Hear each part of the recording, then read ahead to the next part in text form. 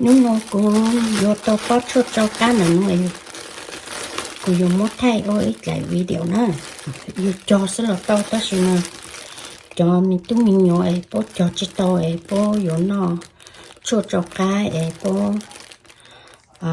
khen khe po chỉ bao na tại yo no dạng thì sẽ lên nó tao nó na thầu cứ lúc chạy cứ yo mo mình nhỏ cho hộp lại khen khe ấy yo nó ấy dạng từ ya rong dạng từ trong nó tệ nên yo tệ mẹ một sai ấy cho rong lên nó sẽ nó tệ mẹ nó tàu nó ấy cứ yo một khai sai ấy dạng từ nó tàu dạng từ nó tàu thầu lúc chạy yo mo nhộp lăng nó là cũng mà để một khát chút cái nữa ấy cứ yo ha ít column cả ha vì thế mỗi ít cho ít để cho mình xài mình tu mình xài mỗi ít xài chỉ bao lùm mong bị chờ ha nó để cũng mua lùm mong ha lùm cả sẽ chờ nó.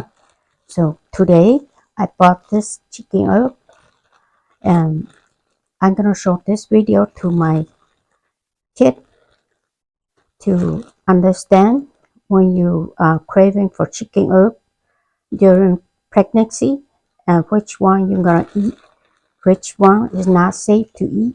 So I'm gonna open this bag to show us.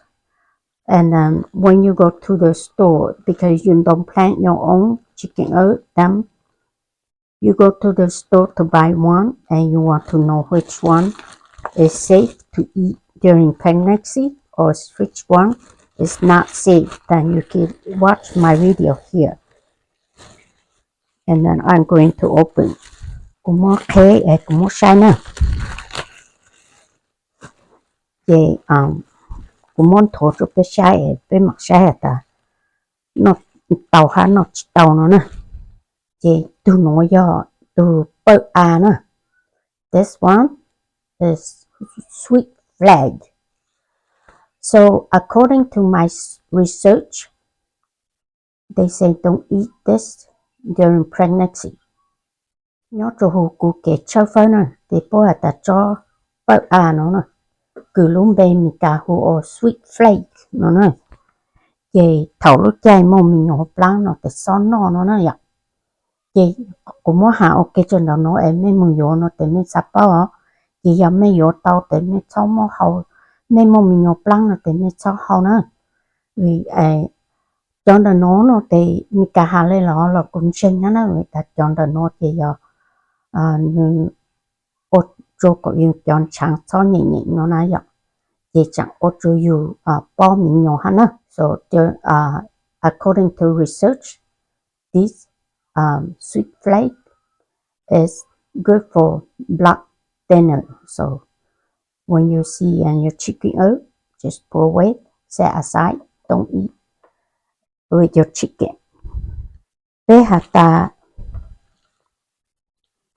đăng ký thả lăng nó nè, đăng ký cho nó nè.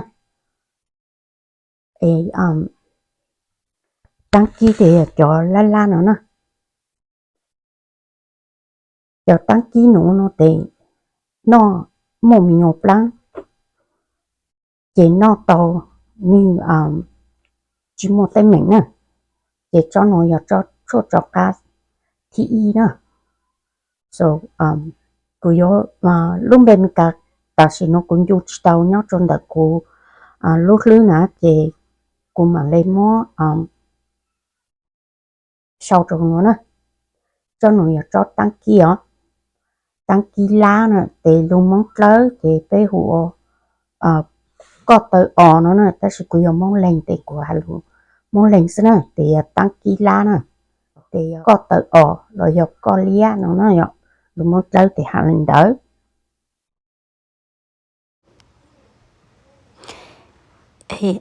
Lúc bên mình cả chê hà lên nó nè Artemisia latiflora no no.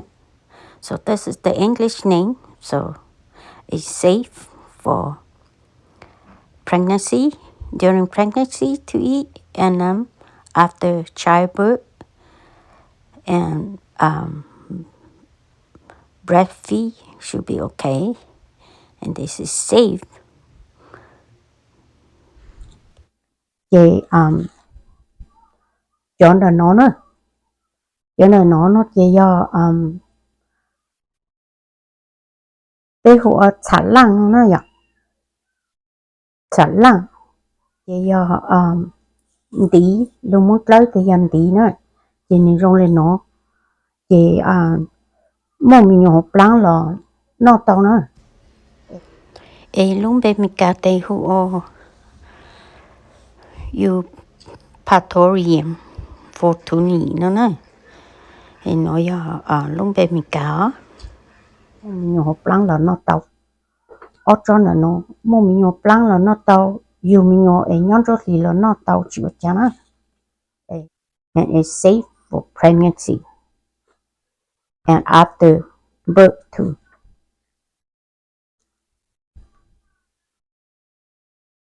chị cho nó giờ cho tí bé nè cho tí bé nó thì bé hữu ô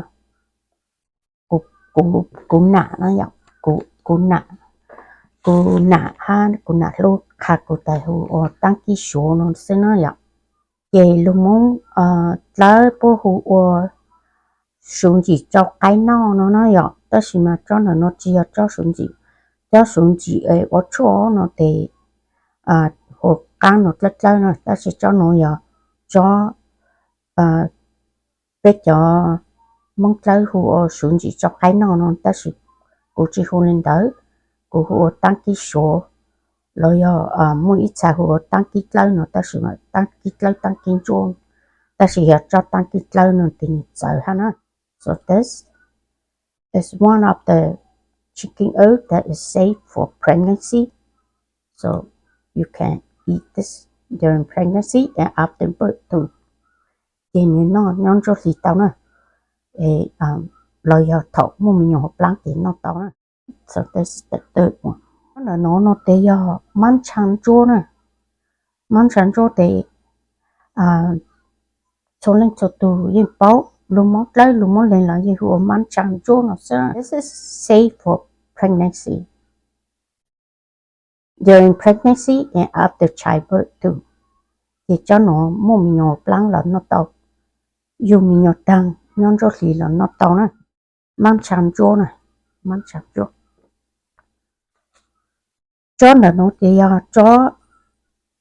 cho lá nè. Cho lá nó thì mình dùng làm lông ít nhỏ nhà rồi cho chua nè. Ta chỉ hồ căng lá này nó nè. Ít bạc của lên mạng mua luôn để mình cắt sau cho nó ha. Để cho lá nó thì mua mình nhỏ pláng là nó tao.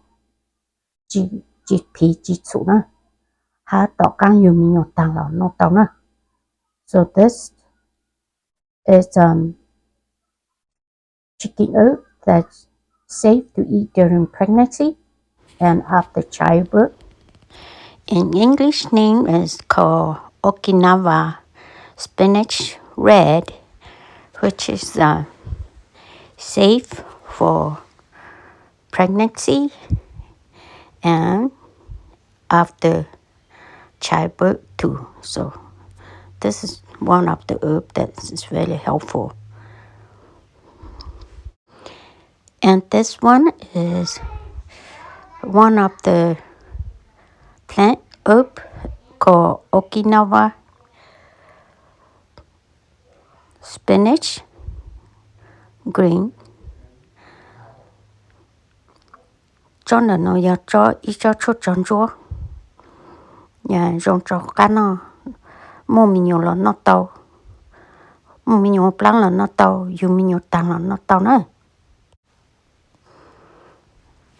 Cho nó là giờ ít cho chọn chúa ha. Ta chỉ cho nó trong nhà nữa. Mua mình nhiều pláng là nó tàu, dùng mình nhiều tăng là nó tàu nữa.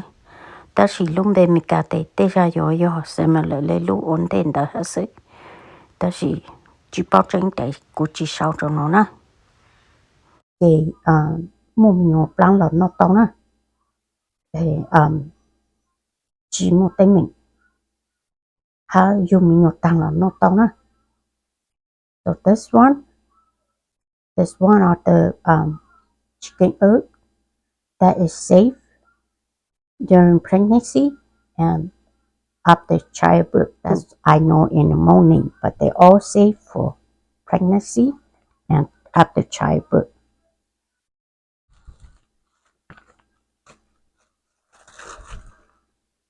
Thì trong đó nó thì trong gang lá nè, gang lá thì trong đó nó trong lấy cho lông chỉ chờ nữa, ta chỉ trong lông chờ ha, trong lông chỉ chờ là một mình nhỏ plan nó tàu tôi chỉ nè, trong ý dạng sức thì nó chỉ một tên mình, đang chỉ cho yêu lúc chế thầu một mình nhỏ plan ha thầu dùng mình nhỏ tăng lại là nó tàu nè. So this is safe during pregnancy and after childbirth. And this is blood booster, so it will help your red blood cell too. So it's safe. And this one, the English name is called Beressin. Beressin. So the spelling is I-R-E-S-I-N.